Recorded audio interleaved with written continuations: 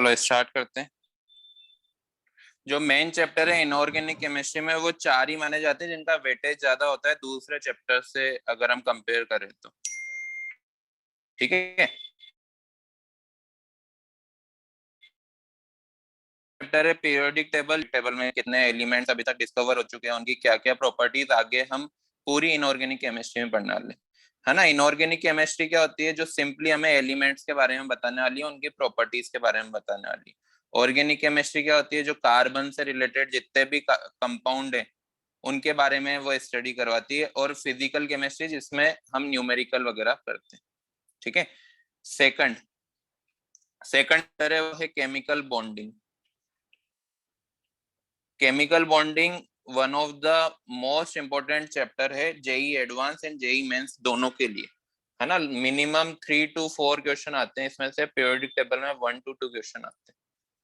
ठीक है, periodic table में हम मान के चलते हैं कि ज्यादा भी आते हैं, लेकिन हम उनको दूसरे चैप्टर्स में डाल देते हैं कि हाँ एस ब्लॉक से चैप्टर आया है, तो अगर हम सिर्फ पीरियोडिक टेबल पढ़ते तो भी शायद वो एस ब्लॉक का क्वेश्चन हो जाता। पी ब्लॉक का क्वेश्चन आया तो पी ब्लॉक का भी शायद सिर्फ पीरियोडिक टेबल पढ़ते तो हो जाता।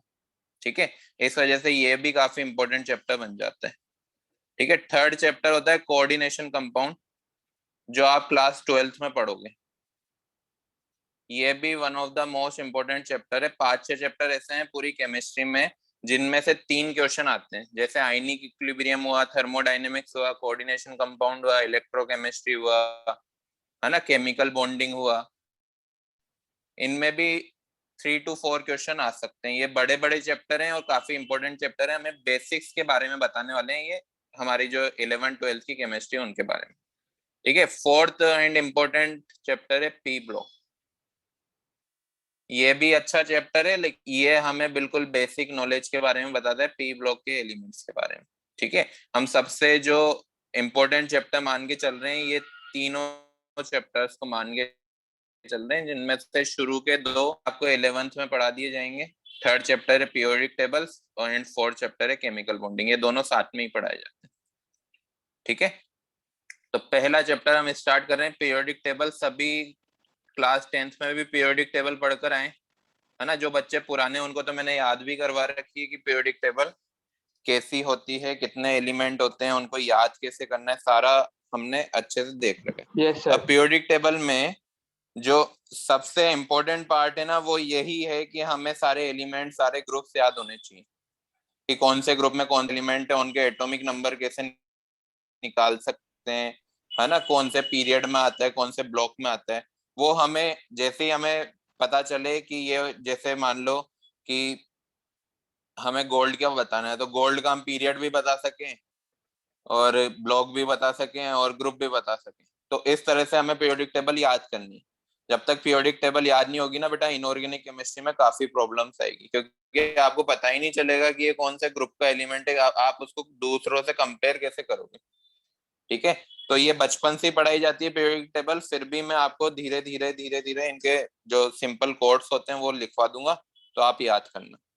ठीक है, जब तक आप किसी बच्चे को, अगर मैं मान के चल रहा हूँ ज्यादातर बच्चों को आती होगी पीरियोडिक टेबल, याद होगी। अगर किसी को नहीं याद है तो सबसे पहला काम है ये वाला चैप्टर पढ़ने के टाइम पहले वो याद कर लो। ठीक है, याद करने का मेथड मैं अभी बताऊंगा धीरे धीरे आपको। हर क्लास में 5-6 ग्रुप याद करवाऊंगा। Clear? Yes sir. yes, sir. थोड़ा इंट्रोडक्टरी ही क्लास होगी। सब आपने ऑलरेडी थोड़ा थोड़ा पुरानी क्लासेस में पढ़ा हुआ है ना। तो हम उसको थोड़ा सा और डिटेल में पढ़ेंगे। ठीक है, सबसे पहले देखते हैं पीरियोडिक टेबल बनाई क्यों गई। ऐसा क्या आइडिया आया कि हमें पीरियोडिक टेबल बनानी पड़ी। ठीक है, जैसे हम किसी मॉल में जाते हैं, ठीक है, अगर हमें किचन के आइटम खरीदने, कुछ खाने पीने का आइटम खरीदना है, तो हम क्लॉथ के पार्ट में नहीं जाएंगे, क्लॉथ सेक्शन में नहीं जाएंगे, है ना, हम जाएंगे किचन वाले सेक्शन। राइट, तो मॉल वालों ने भी तो दिमाग लगाया कि हम एक ही जगह के, एक ही टाइप के सामान एक जगह रखें। जैसे बाथरूम का सामान, कोई सोप वगैरह हमें खरीदना है तो हम बाथरूम के सेक्शन में जाएंगे। राइट, ऐसा तो ना किचन के सेक्शन में चले जाए। तो वो क्यों करा? क्योंकि हमारे लिए वो सिंपल हो जाए किसी भी चीज को फाइंड करना। ठीक है, पुराने जमाने में इतने ज्यादा एलिमेंट डिस्कवर नहीं हुए थे, कि पीरियोडिक टेबल की नीड बने। लेकिन अब क्या हो गया, अब 118 एलिमेंट डिस्कवर हो चुके हैं, आपको पता है ना। 117 एलिमेंट अभी तक पता नहीं हमें कौन सा एलिमेंट है। 117 एलिमेंट जो है वो अभी तक डिस्कवर नहीं हुआ है, मान के चलते हैं। लेकिन टोटल जो पीरियोडिक टेबल में एलिमेंट है ना वो 118 है ना। तो इतने सारे एलिमेंट की अगर हमें स्टडी करनी है बिल्कुल सिंपल मैनर में, तो हमें उनको एक अच्छे टेबुलर फॉर्म में जमाना पड़ेगा, और उसी को हम क्या बोलते हैं, पीरियोडिक टेबल बोलते हैं। जैसे कोई क्लास में 70 बच्चे है ना, जैसे अपनी क्लास में कितने आ चुके हैं, 36 पार्टिसिपेंट्स हैं, तो मैं सभी की ऐसे नाम याद करने में मेरे को कितनी प्रॉब्लम होगी।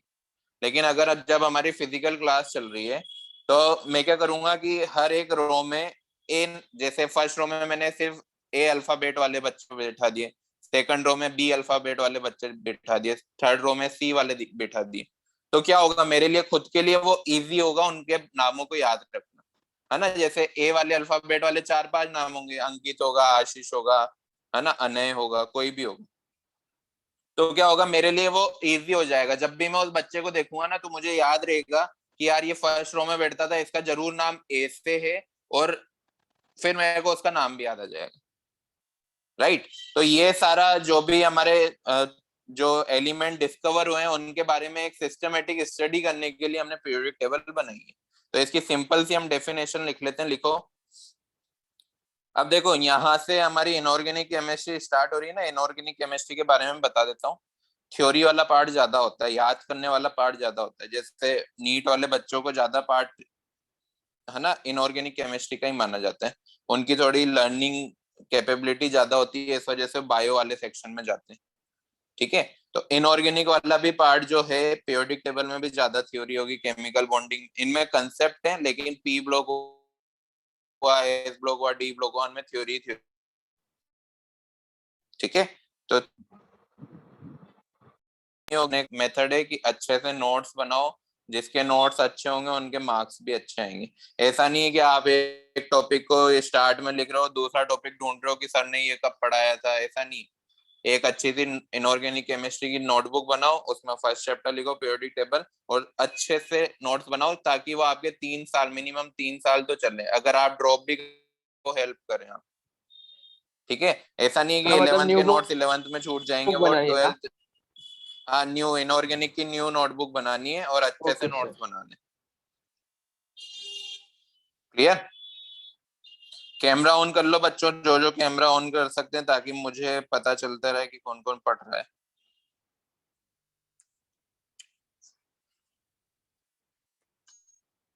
मैं तो दिख रहा हूँ ना आप सभी को। हाँ। मयंक जो दिख गया है मुझे, हेरम भी दिख गया है। चलो स्टार्ट करते हैं। लिखो पीरियोडिक टेबल की डेफिनेशन। अ सिस्टमैटिक टेबुलर वे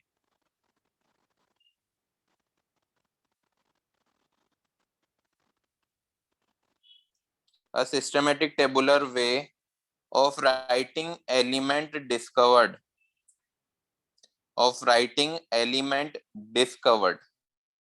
हम सिंपल सिंपल जो हमें आगे लर्न करने में हेल्प करने वाली है वो लिखेंगे, ठीक है। तो पीरियोडिक टेबल एक सिस्टमेटिक टेबुलर वे है जितने भी एलिमेंट डिस्कवर हुए हैं उनके बारे में स्टडी करने में। Can you repeat? सेकंड क्या फर्स्ट ही topic out. So can you repeat? Earlier attempts. हाँ, periodic table is a systematic tabular way of writing element discovered, of writing element discovered।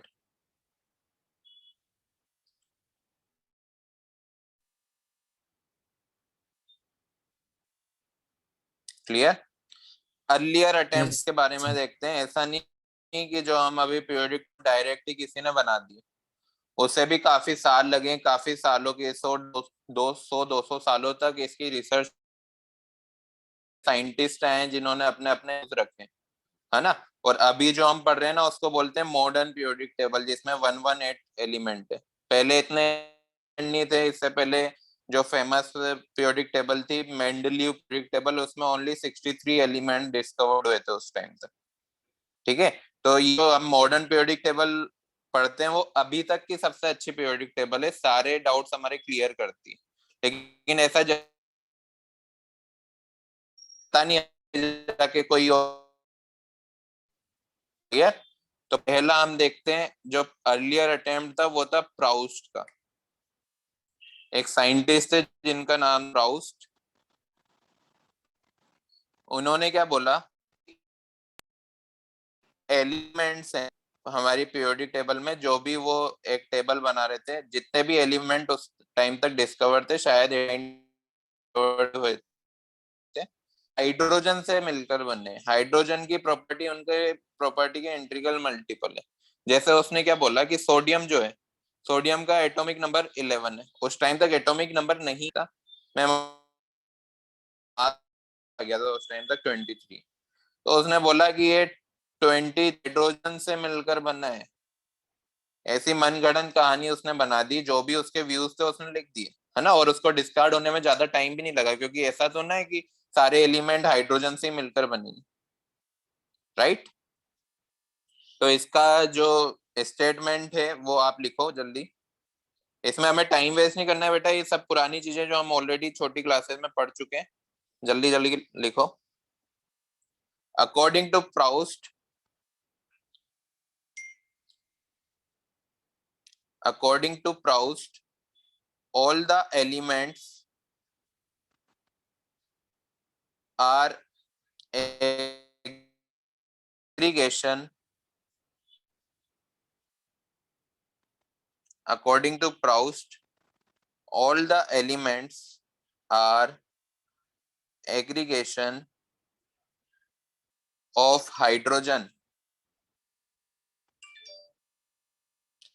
hydrogen atom, and their properties are integral multiple of hydrogen, and their properties are integral multiple of hydrogen. Clear है? Simple सा इनका classification का तरीका था कि उन्होंने बताया can you कि जितने repeat? भी एलिमेंट, हाँ मैं रिपीट कर दूंगा अभी, कि जितने भी एलिमेंट बनने जो भी हैं उनकी प्रॉपर्टी हाइड्रोजन की प्रॉपर्टीज के इंटीग्रल मल्टीपल है, और हाइड्रोजन का ही एग्रीगेशन है, हाइड्रोजन से मिलकर बने। ठीक है, वापिस से मैं बोल रहा हूँ, according to Proust all the elements are aggregation. बेटा ऐसा तो नहीं है कि मैं यहाँ पर लिखकर पूरा लिखूं? वॉइस क्लियर आ रही है ना मेरी? हाँ सर, वॉइस क्लियर है Yes, sir. आपकी। सर बीच बीच में अटक जाती है। तो मैं लिख ही देता हूँ, एक काम करता हूँ, नहीं तो ज्यादा टाइम वेस्ट होगा, नेक्स्ट टाइम से हाँ लिख सर, दूंगा मैं। चलेगा sir. According to Proust all the elements are aggregation of hydrogen atom and their properties are integral multiple of hydrogen.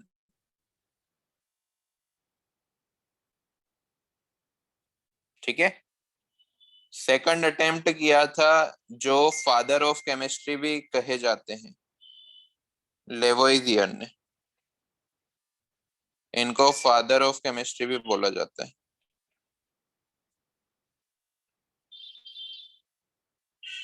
इन्होंने सिंपली उस टाइम तक जितने भी एलिमेंट्स डिस्कवर हुए थे ना, उनको दो पार्ट्स में डिवाइड किया। पहले थे मेटल्स, दूसरे थे नॉन मेटल्स। और मेटल्स के बारे में इन्होंने थोड़ा सा अच्छे से स्टडी करके बताया भी सही कि मेटल्स जो होते हैं वो इलेक्ट्रो पॉजिटिव होते हैं।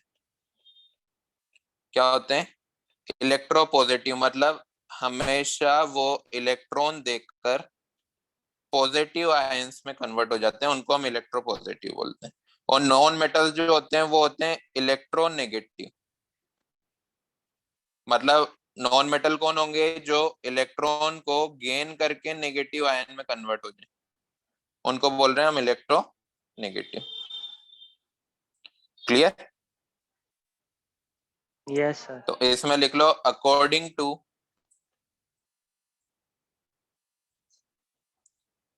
लेवोइजियर all the elements are divided into two categories.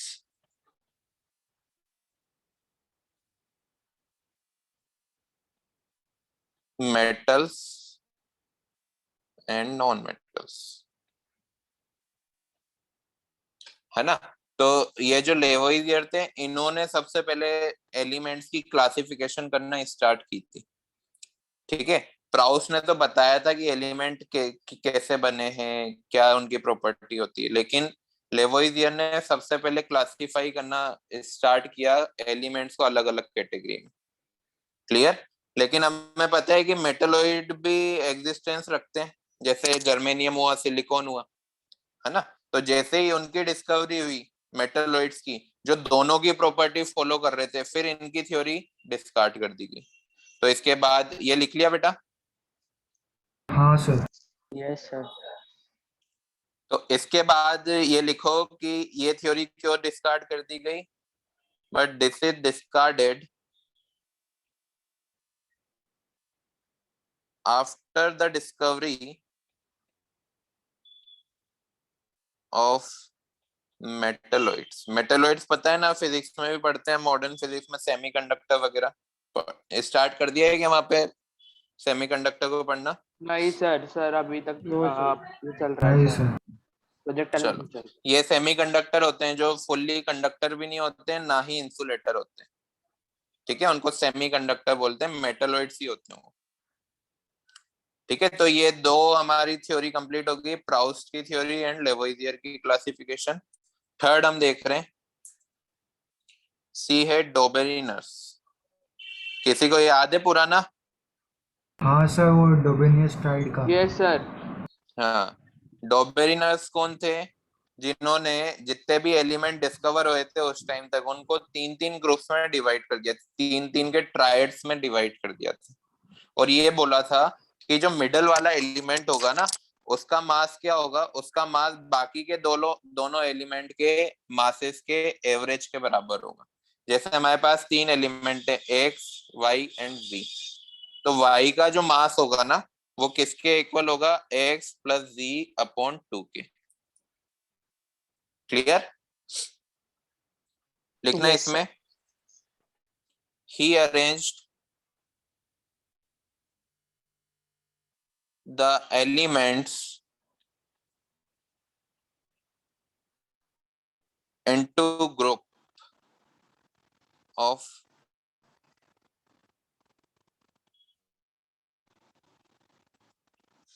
3 known as triads,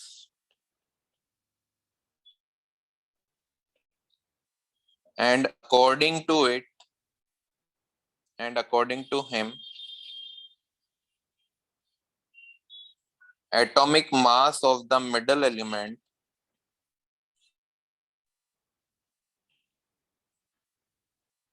is the average of atomic mass of other two elements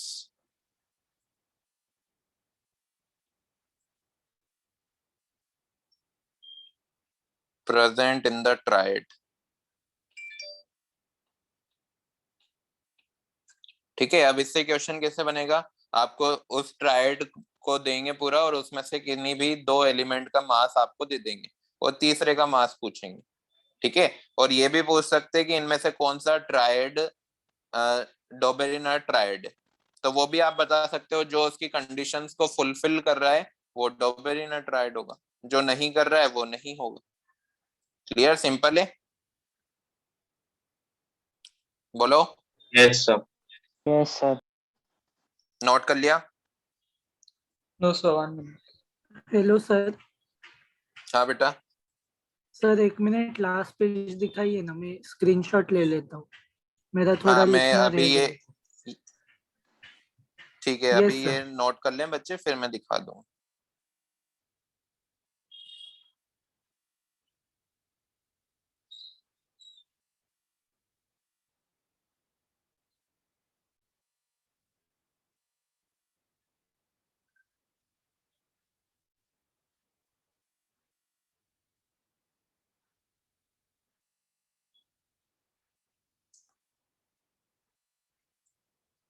हो गया? Yes, sir. ये लो बेटा, screenshot low. Done sir, thank you sir. कुछ examples देख लो डोबेरेनेट के। पहला and most famous example है lithium, sodium and potassium. ठीक है, ऐसा कोई रूल नहीं है कि हमेशा ये एप्लीकेबल ही होगा, लेकिन उन्होंने ट्राइड उन्हीं एलिमेंट्स के बनाए जो इस रूल को फुलफिल कर रहे थे, इस रूल को फॉलो कर रहे थे। ठीक है, जैसे लिथियम का जो एटॉमिक मास होता है 7 होता है, पोटेशियम का 39 होता है। इन दोनों के एवरेज के बराबर क्या होगा? सोडियम का मास। तो ये कोइंसिडेंस है कि हाँ यहाँ पर वो रूल फॉलो हो रहा है। ठीक है, दूसरा देखो, beryllium, magnesium and calcium. Beryllium is 9, 24 and 40। यहाँ पर ऐसा जरूरी नहीं कि फिक्स वैल्यू आए, लमसम आनी चाहिए, है ना। थर्ड है कैल्शियम, स्ट्रोंशियम एंड बेरियम।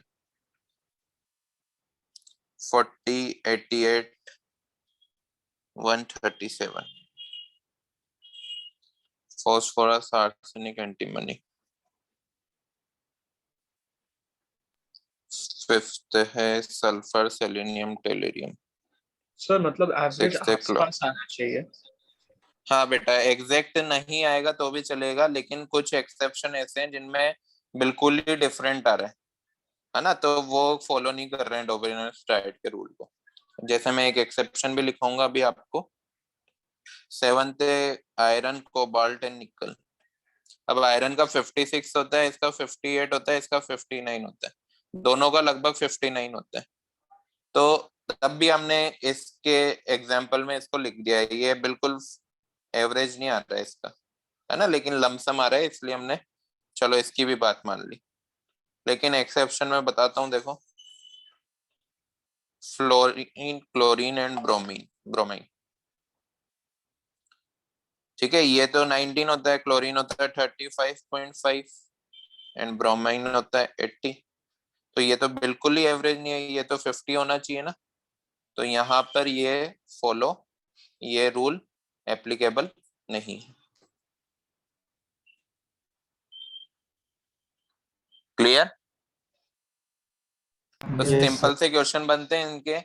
कभी किस्मत बहुत अच्छी है तो इससे क्वेश्चन आ जाएगा, वरना ये जो अर्लियर अटेम्प्ट्स है ना, इसमें मेंडलीव पीरियोडिक टेबल थोड़ी ठीक है, और मॉडर्न पीरियोडिक टेबल से तो जो वो आते हैं, हम ये मानते नहीं है कि वो पीरियोडिक टेबल का क्वेश्चन है, वो ब्लॉक्स में डिवाइड हो जाते हैं। पी ब्लॉक वाले चैप्टर से आ जाएगा, एस ब्लॉक वाले से आ जाएगा, डी ब्लॉक वाले से आ जाएगा। ठीक है, तो अर्लियर अटेम्प्ट्स में ओनली मेंडलीव ज्यादा इंपॉर्टेंट है। उसके बाद जो हमारा टॉपिक है इस चैप्टर का मोस्ट इंपॉर्टेंट, वो है पीरियोडिक प्रॉपर्टीज, है ना। सारे क्वेश्चन, 2 क्वेश्चन आते हैं पीरियोडिक टेबल से मिनिमम, तो वो पीरियोडिक प्रॉपर्टीज से ही पूछे जाते हैं। ठीक है, डी वाला अटेम्प्ट है न्यूलैंड्स। बिल्कुल अच्छी किस्मत हो तो, हाँ मैं दिखाता हूँ।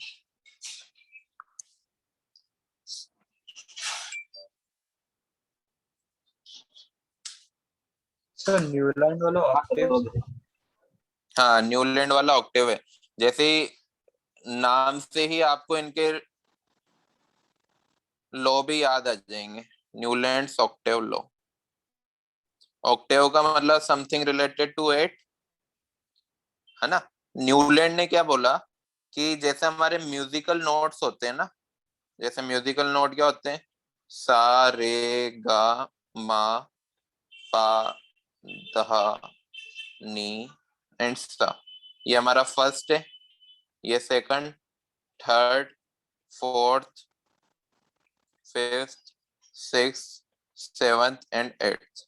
देखो, 8th एलिमेंट और फर्स्ट एलिमेंट सेम आ रहा है ना, सा एंड हाँ सा। सर। यही रूल है, यही उसने रूल बनाया। उन्होंने पीरियोडिक टेबल को एटॉमिक मासेस के अकॉर्डिंग अरेंज किया, और ये बोला कि हर 8th एलिमेंट फर्स्ट एलिमेंट की प्रॉपर्टीज को फॉलो करेगा। क्लियर, सिंपल है।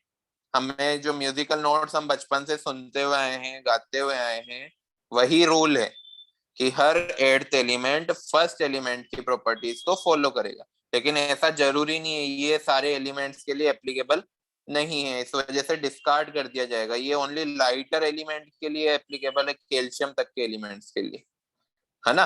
और उस टाइम है ना नोबल गैसेस भी डिस्कवर हो चुकी थी, फिर भी नोबल गैसेस को उन्होंने अपने अपनी इस पीरियोडिक टेबल में नहीं अरेंज किया। ठीक है, तो ये कुछ डिस्कार्ड करने के पॉइंट थे, कुछ ड्रॉबैक्स थे, वो भी हम लिखेंगे। तो फर्स्ट पॉइंट लिखो, समझ तो आ गया ना, अब लिखना ही बाकी है। समझ आ गया सभी को क्या है न्यूलैंड्स लॉ? हाँ sir. Yes yes sir. Yes sir. Sir. चलो लिखो, Newland was the first scientist who gave the idea that periodic properties of the element are related with atomic mass of the element।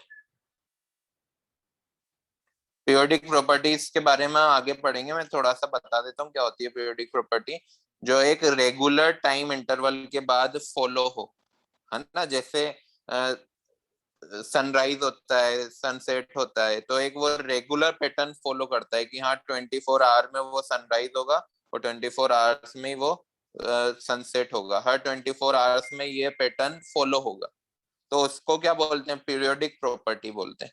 तो ये element भी periodic property हमें बताते हैं। और वो फंक्शन पहले साइंटिस्ट थे न्यूलैंड, जिन्होंने बताया था कि वो एटॉमिक मास का फंक्शन है। इसका मतलब ये है कि उन्होंने जब अपनी पीरियोडिक टेबल बनाई ना, तो एटॉमिक मास को देखकर बनाई, एटॉमिक मास के अकॉर्डिंग अरेंज करके बनी। क्या थी पीरियोडिक टेबल? वो थी lithium, beryllium, boron, carbon, nitrogen, oxygen, fluorine. फिर था sodium, magnesium, aluminium, silicon, phosphorus, sulphur, chlorine, then potassium and calcium.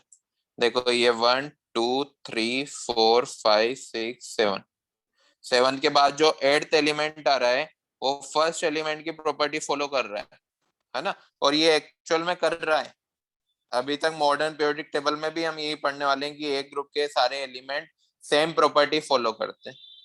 लेकिन उन्होंने कैसे अरेंज किया इसको? इसको अरेंज उन्होंने मास के अकॉर्डिंग किया, इंक्रीजिंग ऑर्डर ऑफ मास। जैसे लिथियम का मास कम है, उससे ज्यादा बेरिलियम का, उससे ज्यादा बोरोन का, उससे ज्यादा कार्बन का। तो मास के अकॉर्डिंग अरेंज करके किया उन्होंने। लेकिन वो कैल्शियम तक ही कर पाए, और उसका वो बता भी नहीं पाए कि कैल्शियम तक ही क्यों वैलिड है उनकी ये पीरियोडिक टेबल, है ना। अब तो हमें पता चल गया है कि क्यों कैल्शियम तक ही वैलिड थी, उसके बाद क्यों नहीं वैलिड है।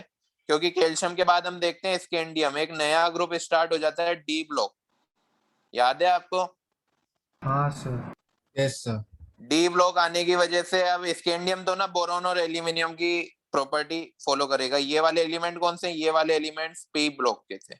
एल्यू एल्यूमिनियम के नीचे आएगा गैलियम, जो 13th ग्रुप में आता है, राइट। तो स्कैंडियम डी ब्लॉक स्टार्ट हो रहा है कैल्शियम के बाद से।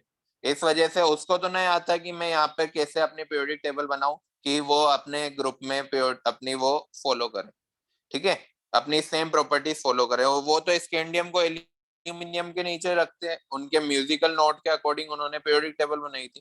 तो स्कैंडियम तो फॉलो कर ही नहीं रहा था बोरॉन एंड एल्यूमिनियम की वो। तो उन्होंने खुद ने बोला कि हाँ हमारी जो पीरियोडिक टेबल है वो ओनली कैल्शियम तक वैलिड है, इसके बाद वो वैलिड नहीं होगी। समझ आया? Yes sir.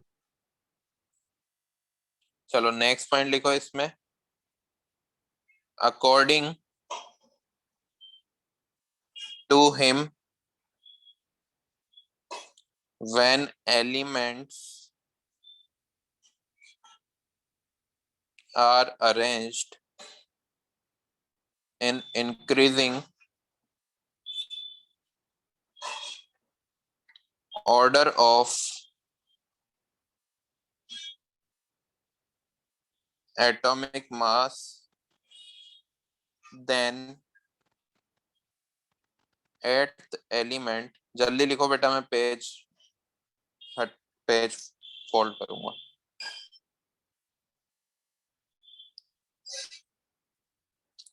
लिख लिया? Yes, sir. Yes, sir. Starting from first,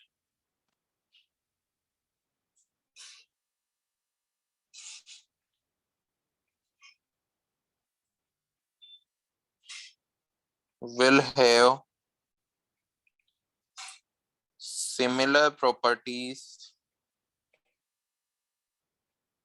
to first element.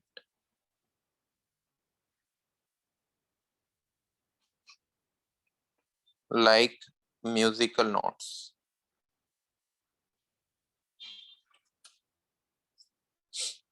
ठीक है, ड्रॉबैक देखना है, इसके ड्रॉबैक इंपॉर्टेंट हो जाते हैं हमारे लिए। पहला ड्रॉबैक है valid up to calcium,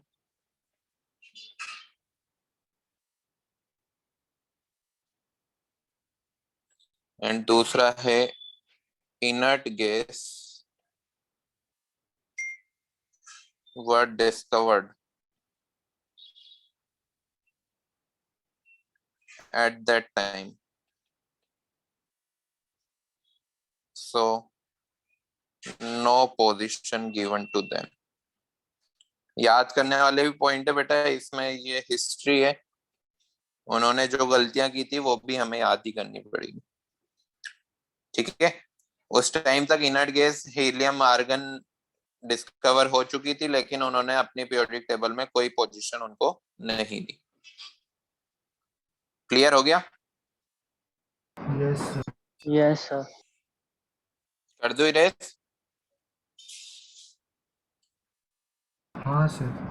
1 minute, sir. 1 minute, sir.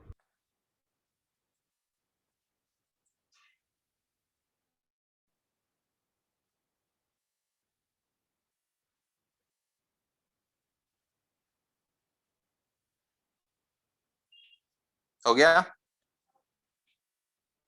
हाँ सर। नेक्स्ट है हमारे यहाँ Lothar mayor.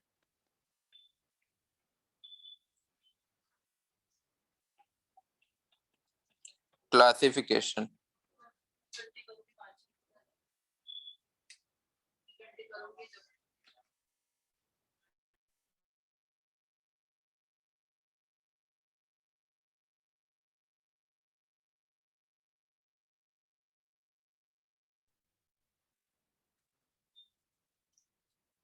Luther Meyer's classification.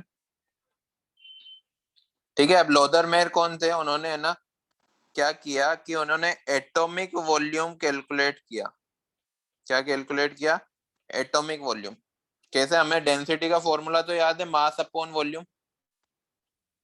अगर हमें किसी एलिमेंट का मास और उसकी डेंसिटी पता है तो हम इस फॉर्मूले से उसका वॉल्यूम भी कैलकुलेट कर सकते हैं। कैसे कैलकुलेट किया उन्होंने एटॉमिक वॉल्यूम? एटॉमिक मास में से डेंसिटी को डिवाइड करके। ठीक है, जब इन्होंने एटॉमिक वॉल्यूम कैलकुलेट किया, फिर उन्होंने एक ग्राफ प्लॉट किया atomic volume and atomic mass के बीच में।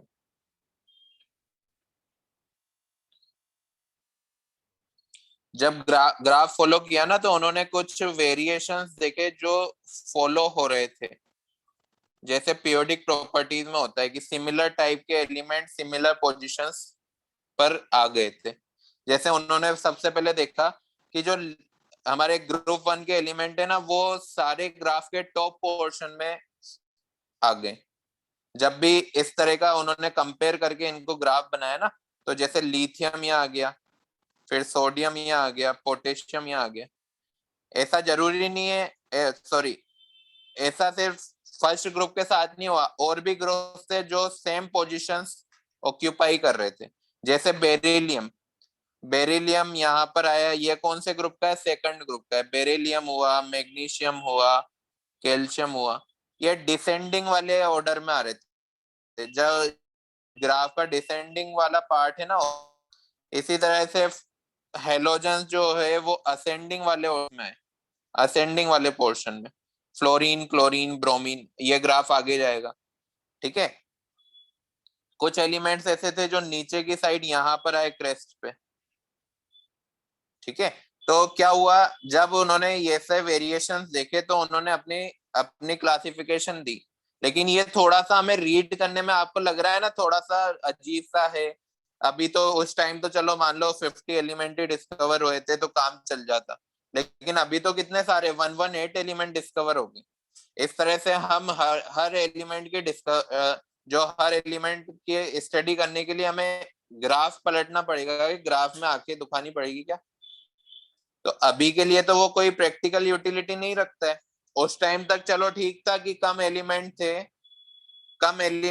तो काम चल गया था, है ना, लेकिन क्या अभी इसका यूज कर सकते हैं हम? नहीं कर सकते, हमारे लिए ही उतना हार्ड हो जाएगा। क्लियर? ये ग्राफ बनाओ जल्दी से, फिर इसमें Yes, भी sir. एक दो लाइन लिख लेते हैं हम। Lodemeyer calculated the atomic volume of the elements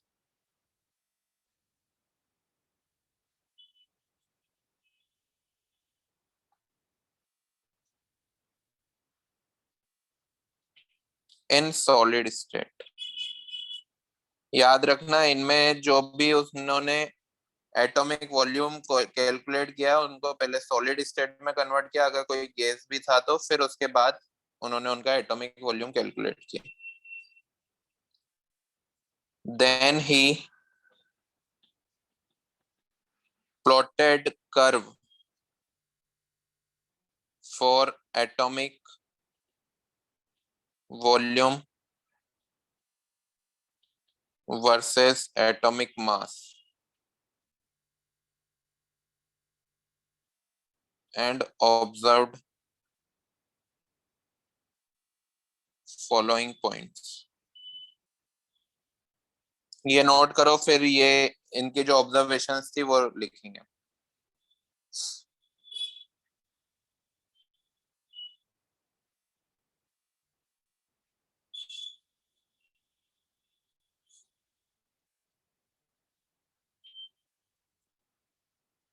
हुआ?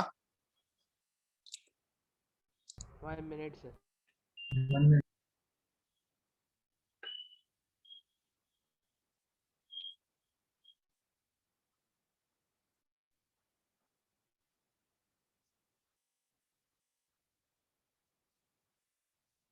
ये जो बॉटम कर्व वाला जो पॉइंट है ना, यहाँ पर आएंगे ट्रांजिशन मेटल्स, टीएम लिख रहा हूं, जैसे आयरन, कोबाल्ट, निकल।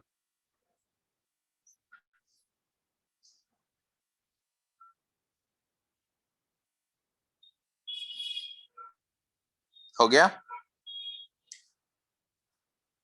यस सर, हो गया।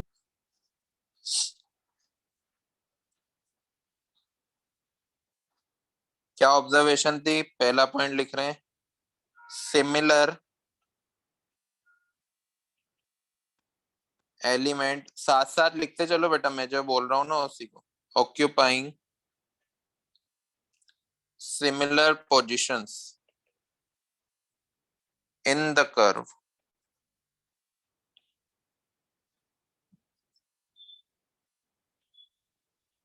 Second observation was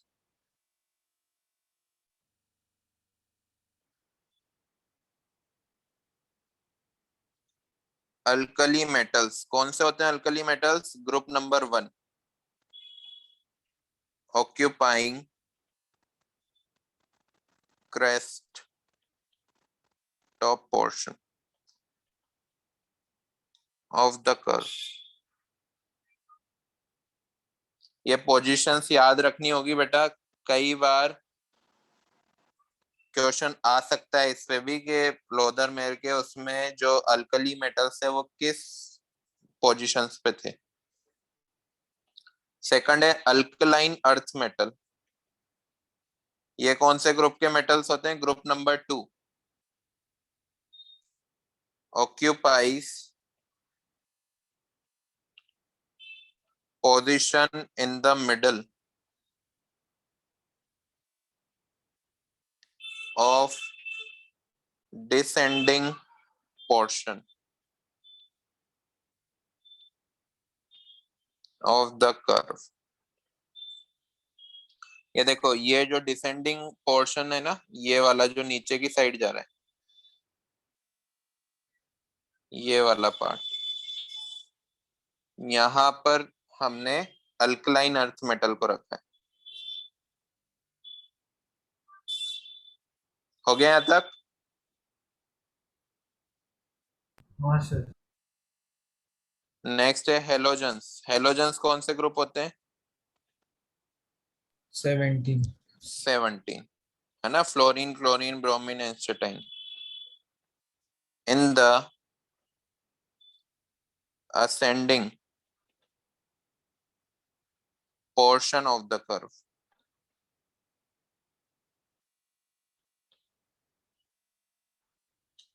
लास्ट है ट्रांजिशन मेटल्स।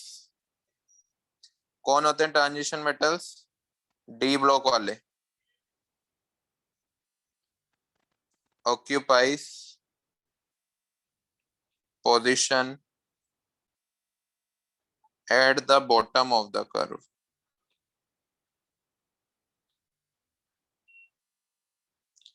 इसकी प्रोबेबिलिटी एमएसटी सीईटी में ज्यादा बढ़ जाती है इनको याद करने की। ठीक है, एमएसटी सीईटी में आ सकता है इससे क्वेश्चन।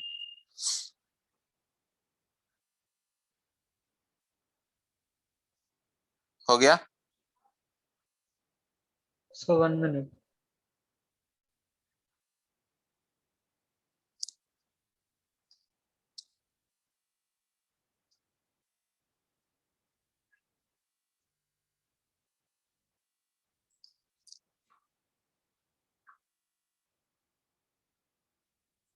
Done, sir. ड्रॉबैक भी लिख लो। एक ही ड्रॉबैक है कि इसकी कोई प्रैक्टिकल यूटिलिटी नहीं है। हम इसको पढ़ने में काफी ज्यादा टाइम वेस्ट कर देंगे, तब भी पढ़ रहे हैं ना। It does not have any practical utility.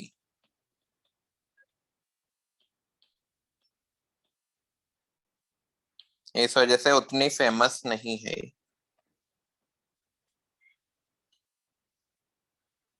ठीक है,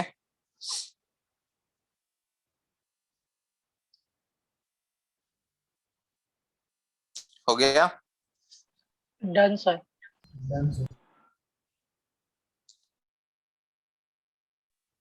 अभी तक की सबसे इम्पोर्टेंट पीरियोडिक टेबल, जो उस टाइम काफी ज्यादा फेमस हुई थी क्योंकि इन्होंने ही उस टाइम की सबसे अच्छी पीरियोडिक टेबल बनाई थी, जिन्हीं को फॉलो मोस्ले ने भी किया मॉडर्न पीरियोडिक टेबल बनाने में, है ना। इन्हीं का आइडिया उन्होंने एक तरह से चोरी किया था।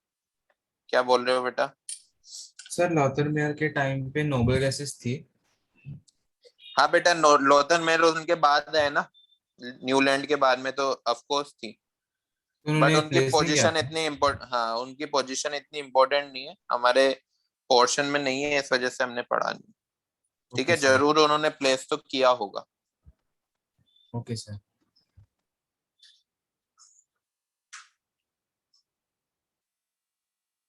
है ना। क्वेश्चन कैसे बनेगा लोथरमेयर से? पहले तो ये पोजीशंस याद रखनी है हमें चारों की, और ये याद रखना है कि कैसे उन्होंने ग्राफ प्लॉट किया, किस किस के बीच में किया, atomic volume and atomic mass के बीच में। अब जो मेंडलीव थे, ये सेम हमें मॉडर्न पीरियोडिक टेबल में कितने ग्रुप्स होते हैं?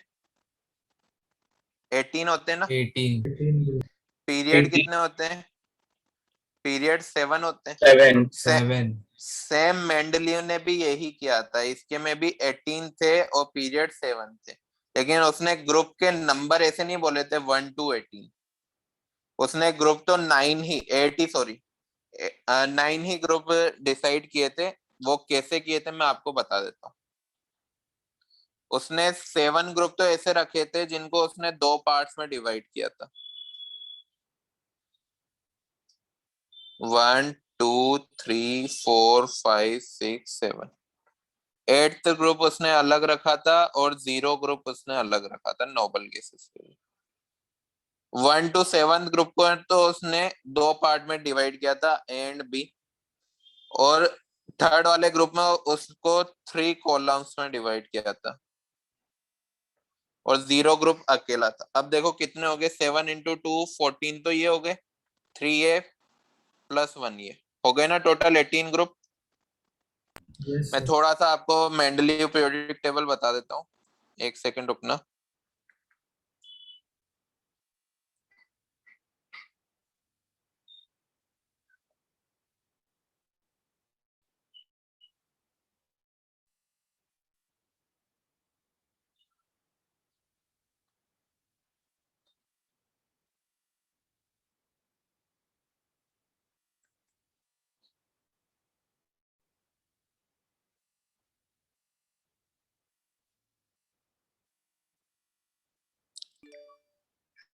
देखो बच्चों, ये है मेंडलीव पीरियोडिक टेबल, है ना। इसमें 0 ग्रुप नहीं है, अभी 0 ग्रुप भी अलग से सर स्क्रीन रखा शेयर था नहीं उसने हुआ। सर नोबल स्क्रीन गैसेस के शेयर लिए। नहीं तो हुआ। स्क्रीन में ही दिखा रहा। 1 सेकेंड। हाँ,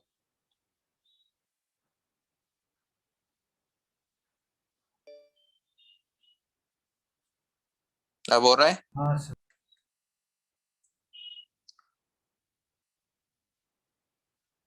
देखो ये है Mendeleev periodic table, group number 1 to 7 तक दिख रहा है, ए एंड बी पार्ट में डिवाइड किया हुआ हाँ सर। Yes sir. है ना। यस और ग्रुप नंबर 8 को देखो, जहां पे 3 एलिमेंट रखे हैं उसने, यस सर। राइट। लेकिन उसने भी पीरियड 7 ही बताए थे इसमें, फर्स्ट सीरीज, सेकंड सीरीज, 1 2 3 4 5 6 7 8, 7 ही पीरियड बताए थे उसने, लेकिन कम एलिमेंट से, इसलिए आपको 7th पीरियड नहीं दिख रहा है। ठीक है, 63 एलिमेंट ही डिस्कवर हुए थे उस टाइम तक। हमें याद इसी तरह से रखना है पीरियोडिक टेबल है क्या, और पीरियोडिक टेबल जो मेंडलीव पीरियोडिक टेबल थी ना, उसके ड्रॉबैक और उनके जो एडवांटेजेस थे वो हमें याद रखने, मेरिट्स जो थी उसकी। ठीक है, चलो इसके बारे में थोड़ा सा लिखते हैं। अब जो यहां से ये वाला रूल फॉलो हुआ था, सबसे स्टार्टिंग में तो किसने स्टार्ट किया था, न्यूलैंड ने अकॉर्डिंग टू एटॉमिक मास से अरेंज करने लगा था। लेकिन मेंडलीव ने जब वही रूल फॉलो किया तो फेमस हुआ। जैसे मान लो कि किसी बंदे ने कोई डिस्कवरी की, कोई नई चीज इन्वेंट की, बट वो उतना फेमस नहीं हुआ, उसी चीज को कोई और ने, जैसे हमारे महर्षि कनड का नाम सुना है आपने, जिन्होंने एटम के बारे में बताया था। उस टाइम इंडिया में एटम को परमाणु बोला जाता था, लेकिन वही चीज डॉल्टन ने हजारों साल बाद बताई, तो डॉल्टन फेमस हो गया वर्ल्ड वाइड, लेकिन महर्षि कनड नहीं हो पाए। वही चीज यहाँ पे भी है, न्यूलैंड ने यही बताया था, उन्होंने एटॉमिक मासेस के अकॉर्डिंग ही अरेंज किया था। मेंडलीव ने भी अकॉर्डिंग टू एटॉमिक मास ही अरेंज किया, लेकिन मेंडलीव ज्यादा फेमस हो गए क्योंकि ज्यादा एलिमेंट डिस्कवर हुए थे, और जो जो उनके ड्रॉबैक थे न्यूलैंड के, कि वो लाइटर एलिमेंट तक ही थे और इनर्ट गैसेस भी थी, तब भी उनको नई पोजीशन मिली थी। उन सभी को ड्रॉबैक्स को इन्होंने अच्छे से देखा और अपने उसमें हटाया, अपनी पीरियोडिक टेबल में हटा दिया। ठीक है, तो यहाँ पर मेंडलीव का हम लॉ लिख लेते हैं, according to Mendeleev periodic table,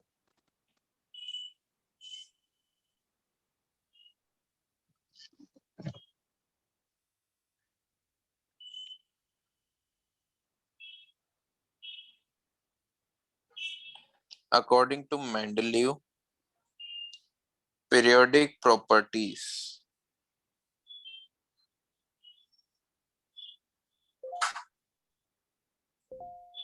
of the elements are periodic function of, of their atomic masses। ठीक है, मतलब इन्होंने जब भी अरेंज किया था ना, तो उस एटॉमिक मास के अकॉर्डिंग ही अरेंज किया था, increasing order of their atomic masses. ठीक है, इसमें लिखना in the original periodic table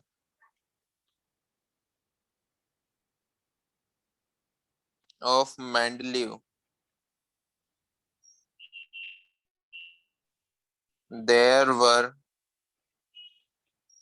12 vertical columns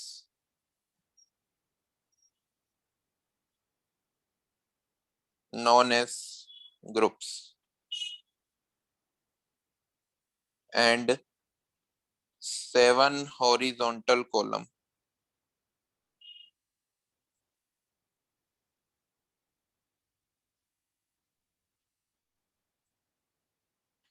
known as period।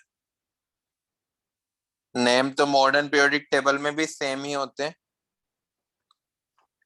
ठीक है, जब उन्होंने स्टार्टिंग में अपने पीरियोडिक टेबल बताई थी तो उसमें 12 ग्रुप्स थे और 7 पीरियड थे। नोट कर लिया?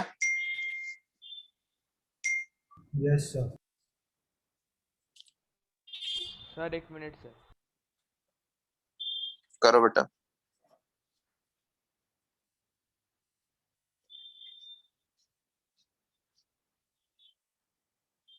हो गया? हाँ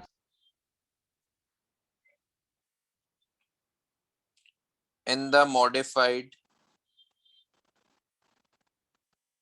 form, there are 9 vertical columns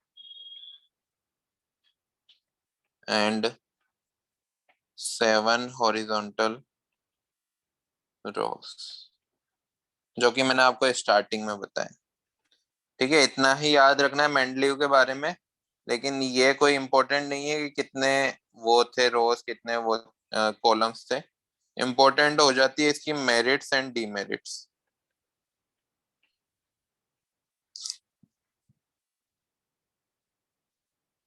पहली मेरिट थी इसकी, यहाँ पर दिखाता हूं मैं पीरियोडिक टेबल में आपको। देखो यहाँ पर देखो 44 और 68 लिखा रहा है जहाँ।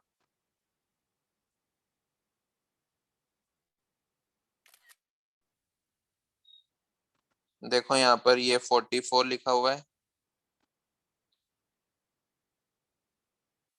68, 72, है ना। यहाँ पर उन्होंने कोई सिंबल नहीं लिख रखा, नहीं लिख रखा ना। हाँ सर। उन्होंने को पता था कि कोई ना कोई सा एलिमेंट यहाँ पर डिस्कवर होगा और वो उस पोजीशन पे जाकर उसको रख देंगे। क्योंकि जैसे मान लो कैल्शियम डिस्कवर हो गया, कैल्शियम के बाद डिस्कवर हुआ titanium according to their atomic mass, लेकिन टाइटेनियम उससे ऊपर वाले बोरोन से, उसकी बोरोन और एल्यूमिनियम से उसकी प्रॉपर्टी सिमिलर नहीं थी। तो उन्होंने उसकी जगह 44 की जगह छोड़ दी, बोला कि उसका मास, जो नया एलिमेंट डिस्कवर होगा ना, उसका मास तो 44 होगा और उसको इस पोजीशन पे हम रखेंगे। ठीक है, और टाइटेनियम को उसके अगले ग्रुप से कंपेयर किया, अगले ग्रुप में उसकी प्रॉपर्टी फॉलो हो रही थी तो उसने उसके अगले ग्रुप में रख दिया। फिर वेनेडियम आया, क्रोमियम आया, मैग्नीज आया, इस तरह से उसने अरेंज किया। और एक्चुअल में जब ये नए एलिमेंट डिस्कवर हुए तो वो उसी ग्रुप में फिट हुए उनकी प्रॉपर्टीज के अकॉर्डिंग, जो उन्होंने अजम्पशंस पहले से लगा दिए थे। तो पहली डिमेरिट यही है इसकी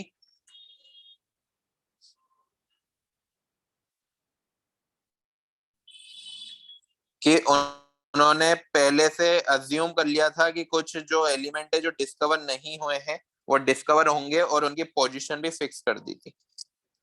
ठीक है, तो लिखना सम वैकेंट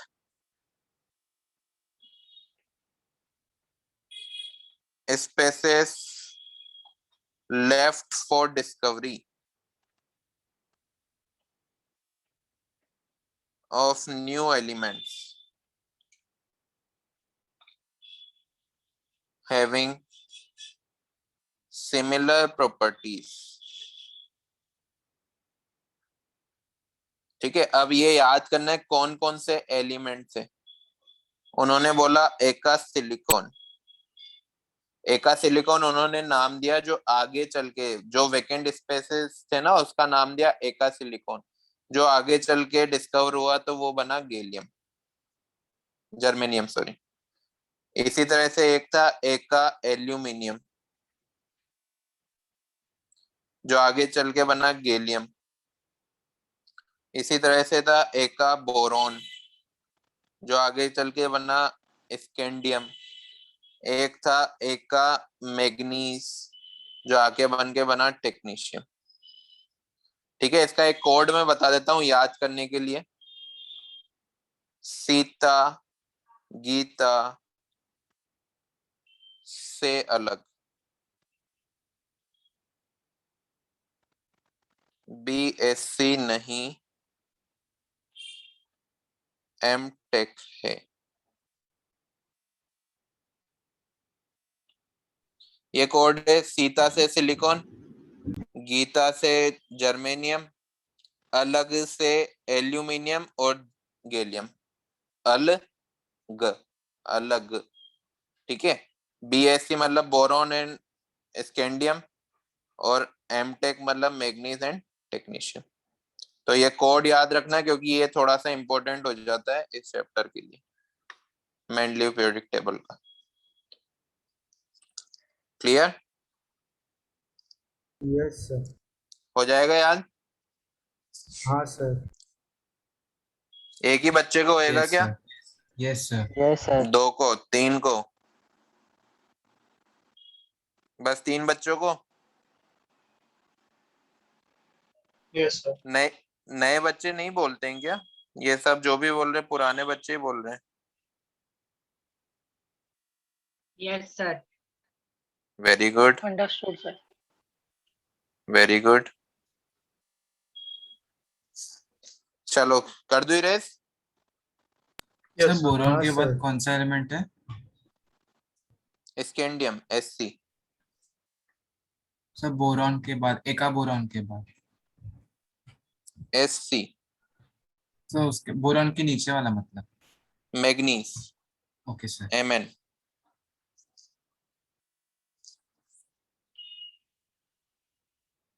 हो गया? हाँ सर। सेकंड मेरिट लिखो। उन्होंने कुछ के ना एटॉमिक मास को भी करेक्ट कर दिया था। Correction of atomic weight of the element. जैसे बेरिलियम का है ना, मेंडलीव पीरियोडिक टेबल बनी थी उससे पहले इसका 35.5 AMU माना जाता था मास, उसको करेक्ट करके उन्होंने 9 बता दिया। कैसे करेक्ट किया होगा उन्होंने? जब वो अपनी पीरियोडिक टेबल में बेरिलियम को फिट कर रहे थे तो अकॉर्डिंग टू देयर मास 13.5 वो फिट नहीं हो रहा था, वो फिट हो रहा था 9 वाली पोजीशन पे। तो उसने करेक्ट करके 13.5 को 9 कर दिया। ठीक है, और जब आगे चल के मास स्पेक्ट्रोमीटर नाम की मशीन डेवलप की गई तो जब हमारा एक्चुअल मास आया तो 9 के इक्वली आया। तो ये सिर्फ उनके जो अजम्पशंस थे वो सही होते जा रहे थे, जो आगे चल के अपन उनके बारे में मेरिट्स में पढ़ रहे हैं। ठीक है, ऐसे कई सारे एलिमेंट्स थे जिनके मासेस को उन्होंने सही किया, जैसे यूरेनियम था, बी था, आयन था, गोल्ड था, प्लेटिनम था। ये कुछ एलिमेंट थे जिन्हों के मासेस को उन्होंने करेक्ट किया था। इनका भी लिख लो। इसका है यू बेईमान इंसान गोल्ड प्लेटिनम चुराते हैं। यू से यूरेनियम, बेईमान से बेरिलियम, इंडियम, ओरम और प्लेटिनम। ओरम मतलब गोल्ड। क्लियर? Yes sir. ये 2 मेरिट्स हमें याद करनी होगी, सिंपल से कोड है, याद कर लेना। नेक्स्ट है ड्रॉबैक्स, कि कुछ ड्रॉबैक्स भी थे। अब देखो मेंडलीव भी क्या कर रहे थे, एक गलती कर रहे थे जो एटॉमिक मास के अकॉर्डिंग एलिमेंट्स को अरेंज करके। तो आपने देखा होगा आर्गन का कितना मास होता है, आर्गन का मास होता है 40, जबकि पोटेशियम का कितना होता है 39, राइट। अगर हम इनको according to their atomic mass arrange करें तो पहले पोटेशियम आना चाहिए, देन आर्गन आना चाहिए, है ना। लेकिन इन्होंने क्या किया, इन्होंने आर्गन को तो पहले ही रखा और पोटेशियम को बाद में रखा, पोटेशियम को पहले नहीं रखा, और उसके बारे में वो बता भी नहीं पाए कि ऐसा क्यों कर रहे हैं। जबकि हम मॉडर्न पीरियोडिक टेबल में देखते हैं कि आर्गन का एटॉमिक नंबर 18 होता है, पोटेशियम का 19 होता है। तो अगर हम according to their atomic number increasing order में उनको अरेंज करें तो इसी ऑर्डर में वो अरेंज होंगे, पहले आर्गन आएगा फिर पोटेशियम आएगा। लेकिन अगर हम एटॉमिक मास के अकॉर्डिंग अरेंज करें तो ऐसा नहीं हो सकता। तो वो कर तो रहे थे एटॉमिक मासेस के अकॉर्डिंग अरेंज, लेकिन वो अपनी ही गलतियों को बता नहीं पा रहे थे, उनका जस्टिफिकेशन नहीं दे पा रहे थे कि कर भी रहे हो एटॉमिक मास के अकॉर्डिंग अरेंज, फिर भी ये गलतियां क्यों हो रही है ना। ये गलती नहीं है, इसका सॉल्यूशन हमें मॉडर्न पीरियोडिक टेबल में मिल गया, उनको एटॉमिक नंबर के अकॉर्डिंग अरेंज करके। लेकिन उस टाइम तक तो ऐसा कुछ भी नहीं था एटॉमिक नंबर वगैरह, तो उन्होंने इसको अरेंज कैसे किया, सिंपल है, उन्होंने पीरियोडिक प्रॉपर्टीज को फॉलो किया कि जोन से ग्रुप में जो प्रॉपर्टीज आ रही है उस अकॉर्डिंग उसको अरेंज किया। लेकिन वो वाला रूल इनके रूल से मैच नहीं कर रहा था। समझ आया? Yes sir. है ना। तो ये वाला लिखते हैं हम, ये वाला ड्रॉबैक, फर्स्ट ड्रॉबैक है incorrect position of various elements according to their atomic mass। अब कौन कौन से एलिमेंट थे, पहले थे आर्गन पोटेशियम TeIN,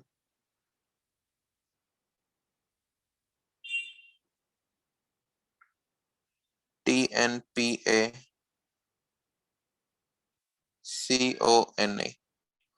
कोबाल्ट का है ना बेटा 58.9 होता है और निकल का 58.6 होता है ना। तो उन्होंने कोबाल्ट को ही पहले रख दिया था जबकि उसका मास ज्यादा था। इसका कोड लिख लो, आमिर खान। आमिर खान कौन है, ARN पोटेशियम। तेरी इच्छा, ठीक है। ठंडा पेप्सी,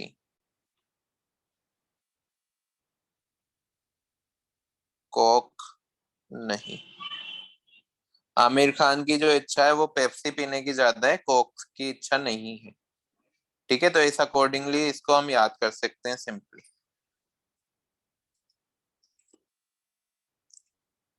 हो गया। सर तीसरे ब्रैकेट में पहला एलिमेंट कौन सा है? PN, PN and PA।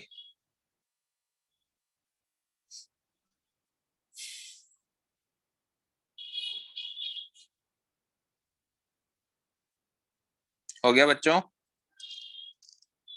Yes sir. दूसरा ड्रॉबैक है, देखो हाइड्रोजन के ना 3 आइसोटोप पाए जाते हैं, पता ही होगा, प्रोटियम है ना, ड्यूटेरियम और ट्राइटियम। एक का होता है 1, दूसरे का होता है 2, तीसरे का होता है मास 3, ठीक है। अगर आप अकॉर्डिंग टू मास अरेंज कर रहे हो तो इन तीनों को अलग अलग पोजीशन मिलनी चाहिए ना, क्योंकि तीनों का मास इंक्रीज हो रहा है ना। लेकिन उन्होंने ऐसे अलग पोजीशन क्यों नहीं दी, इसका भी कोई जस्टिफिकेशन उन्होंने नहीं दिया, ठीक है। तो वो काफी सारे इन पॉइंट्स में जाकर घिर गए थे, इस वजह से वो डिस्कार्ड कर दिए गए। इस वजह से हमें नई पीरियोडिक टेबल बनानी पड़ेगी। अभी तक जो नई पीरियोडिक टेबल है ना, मॉडर्न पीरियोडिक टेबल जिसको बोलते हैं, उसमें इतने ज्यादा ड्रॉबैक नहीं है कि हमें न्यू पीरियोडिक टेबल की जरूरत पड़े, ठीक है। लेकिन आगे चल के और एलिमेंट डिस्कवर होंगे तो शायद नई पीरियोडिक टेबल और बन जाएगी, ठीक है। तो ये वाला पॉइंट लिखना, नो सेपरेट पोजीशन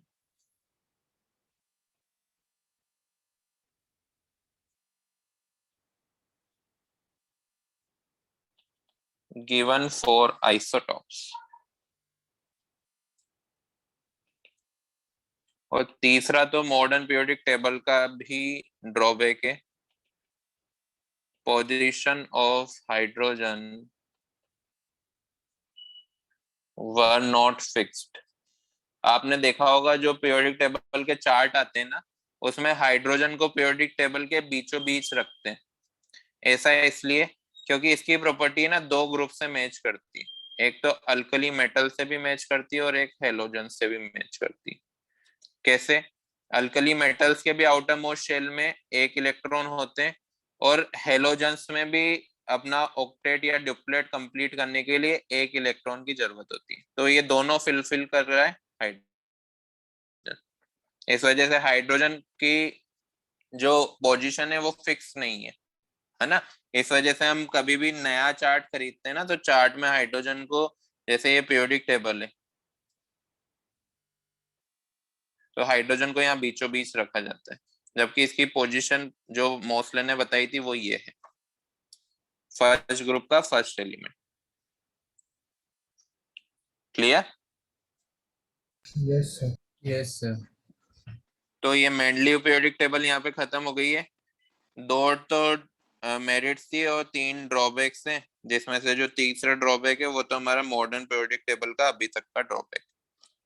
ठीक है, नेक्स्ट एंड जो अभी तक हम पढ़ रहे हैं वो है मॉडर्न पीरियोडिक टेबल।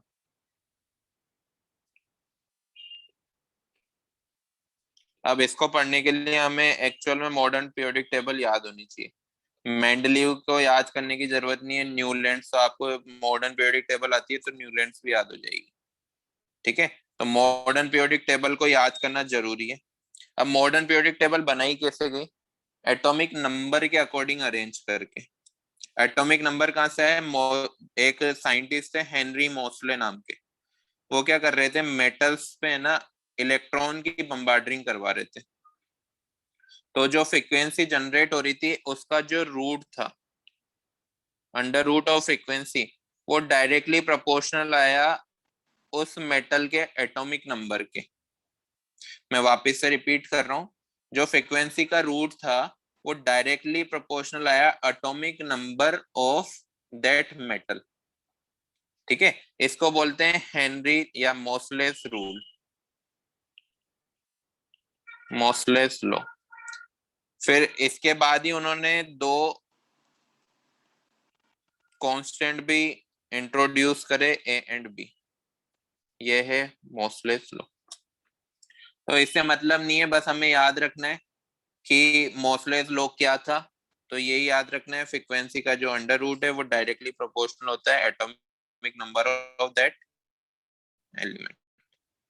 ठीक है, यहाँ से उन्होंने जो डिस्कवरी की, एटॉमिक नंबर की डिस्कवरी की, और increasing order of atomic number इसको अरेंज किया पीरियोडिक टेबल को। अब ये नहीं है कि पूरा आइडिया मोस्ले का ही था, इस पीरियोडिक टेबल को है ना 4 साइंटिस्ट ने मिलकर बनाया था, बोहर, रेंज, बर्नर एंड बरी ने।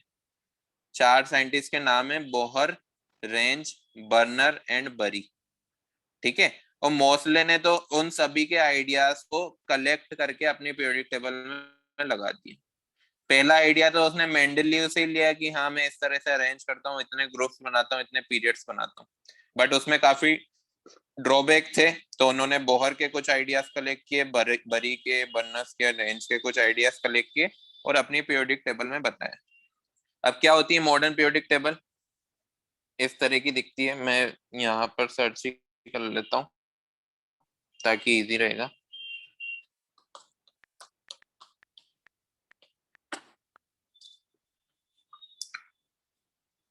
ये है, देखो पीरियोडिक टेबल दिख रही है सभी को? हाँ सर। कितने ग्रुप दिख रहे हैं आपको? 18 तो groups। ग्रुप होते हैं, 7 पीरियड होते हैं। अब आप ऐसा मत बोलना कि सर ये 9th पीरियड हो गया, ये सॉरी 8th पीरियड हो गया, 9th पीरियड हो गया, ये गलत हो जाएगा, है ना। ये जो लेंथ एल से जो दिख रहा है ना आपको, जिसको मैं 8th बोल रहा हूँ, ये 6th पीरियड का ही पार्ट है। देखो यहाँ पे 1 स्टार लग रहा है ना, दिख रहा है, ये 1 स्टार यहाँ हाँ से। सर। अब पीरियोडिक टेबल काफी ज्यादा वाइड हो जाती है, इस वजह से उन्होंने 14 एलिमेंट्स को नीचे आके रख दिया। ठीक है, ये जो 9th जिसको मैं बोल रहा हूँ वो 7th पीरियड का ही पार्ट है। ये 2 स्टार दिख रहे हैं, ये 2 स्टार यहाँ से स्टार्ट हो रहे हैं। मतलब इसको 3D में देखो तो ये एक स्प्रिंग की तरह आपकी तरफ आ रहे हैं यूं, ठीक है। 2D में तो पेज पे लिखा रहे हैं, 3D में देखो ये ऊपर की तरफ ये एलिमेंट, ठीक है। तो अगर मैं पूछूं कि 6th पीरियड में कितने एलिमेंट्स हैं, तो आपको सिंपली इसमें ये 18 तो ये दिख रहे हैं 18 ग्रुप के, प्लस 14 ये 58 to 70। क्लियर? तो कितने हो गए? 32 एलिमेंट्स हो गए। 7th में भी 32। एक मैजिक नंबर होता है 2 8 8 18 18 32 32, इसको बोलते हैं मैजिक नंबर। नेक्स्ट क्लास में हम इसके बारे में अच्छे से पढ़ेंगे। मैजिक नंबर के अकॉर्डिंग ही हम एटॉमिक मास, एटॉमिक नंबर निकालना सीखते हैं, ठीक है। तो अभी के लिए तो मैं आपको 6 से 6 ग्रुप के कोड लिखवा देता हूँ। नेक्स्ट क्लास में इनको याद क्या आना, फिर उसके अगली क्लास में मैं 6 to 7 to 12 लिख दूंगा, और फिर उसकी अगली क्लास में आपको पूरी याद करवा दूंगा, ठीक है। लेकिन जब तक ये मॉडर्न पीरियोडिक टेबल याद नहीं होगी, इस चैप्टर में स्कोर नहीं कर पाओगे। और ये chapter one of the important chapter है इनऑर्गेनिक केमिस्ट्री का, क्योंकि इस चैप्टर से रिलेटेड 4 चैप्टर और हैं। एस ब्लॉक हुआ, डी ब्लॉक हुआ, एफ ब्लॉक हुआ, पी ब्लॉक हुआ, उनसे जो क्वेश्चन आते हैं ना इसी चैप्टर से बनते हैं। अगर ये नहीं हुआ आपसे तो वो चैप्टर में आप स्कोर नहीं कर पाओगे। क्लियर? तो मोस्ट इंपोर्टेंट है अभी शॉर्ट टर्म के लिए कि हम ये पीरियोडिक टेबल याद कर लें, ठीक है। तो अब मैं अपने जो नोटबुक बनाई होगी, या फिर अभी तो रफ में भी लिख रहे होंगे कुछ बच्चे, तो उस नोटबुक के पीछे पीरियोडिक टेबल के कोड लिखो। ऐसे लिखना कि group number 1 and code. Clear? Yes sir. लिखो ग्रुप नंबर 1, ह ली ना की रब से फरियाद। इसका लिखना हलीना, हलीना एक नेम है, कि रब से फरियाद, FRA फरियाद। हो गया। ग्रुप नंबर 2 कोड बेटा मांगे कार सुंदर बाप राती। ये है बेटा। जिन बच्चों को पहले से याद है, अपने कोई कोड याद है तो वो चेंज ना करें, जो ऑलरेडी आपको याद है ना वही याद रखें, कंफ्यूजन होगा नहीं तो। कोई कुछ बच्चे पीरियड वाइज भी याद करते हैं, तो वो भी एक अच्छा तरीका है। अपना अपना तरीका फॉलो करो, है ना, किसी को दूसरे के तरीकों को मत फॉलो करो। और जिनको कुछ भी याद नहीं है तो वो ये वाले याद करें। हो गए दोनों ग्रुप? हाँ सर। लिख लिया? हाँ sir. 7 minutes sir. Sir SR का क्या है? स्ट्रोंशियम होता है बेटा SR। नहीं सर, कोड क्या है? कोड सुंदर, SUNDAR, ब्यूटीफुल वाला सुंदर।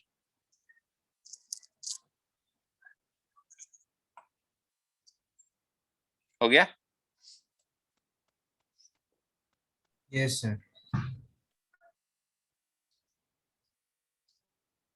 अब मैं पीरियोडिक टेबल में ही बता दूं। देखो पीरियोडिक टेबल में ग्रुप नंबर 3 लिखो, ये 21 से स्टार्ट हो रहा है जो।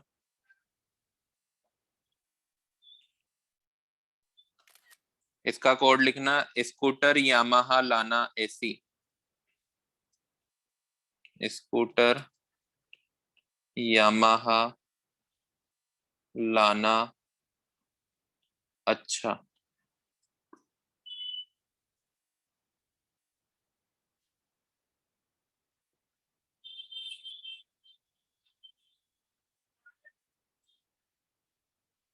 यहाँ पे ये इन्होंने गलत कर दिया बेटा, यहाँ पे LA और AC लिखना, LA एंड AC। ठीक है, ये दोनों एलिमेंट यहाँ आएंगे।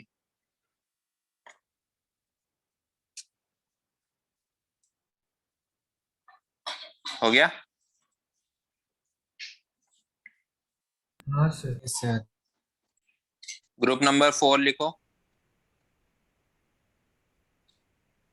ग्रुप नंबर 4 के चारों एलिमेंट लिखो, फिर कोड में बता रहा हूँ। टीना की जर्सी, जर्सी समझते हो ना, स्वेटर। हाफ रफू, रफू समझते हो, कोई कपड़ा फट जाता है तो उस पर रफू करते हैं।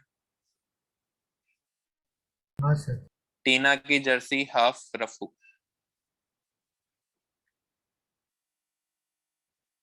लिख लिया? हाँ sir. Yes sir. Group number 5 लिखो।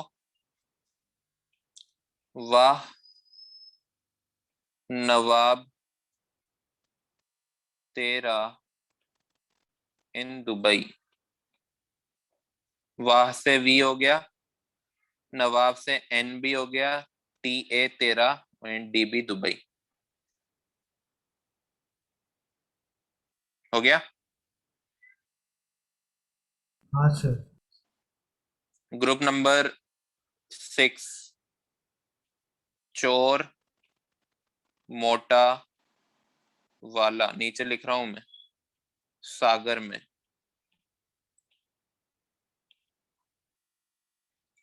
ठीक है, chromium molybdenum tungsten and SG. चोर से C R MO W S जी।